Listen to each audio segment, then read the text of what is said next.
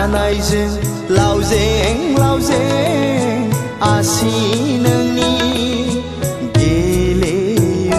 गावदां अखाफोरबायदि नोंनि महरा गोजों हाथरखि बायदि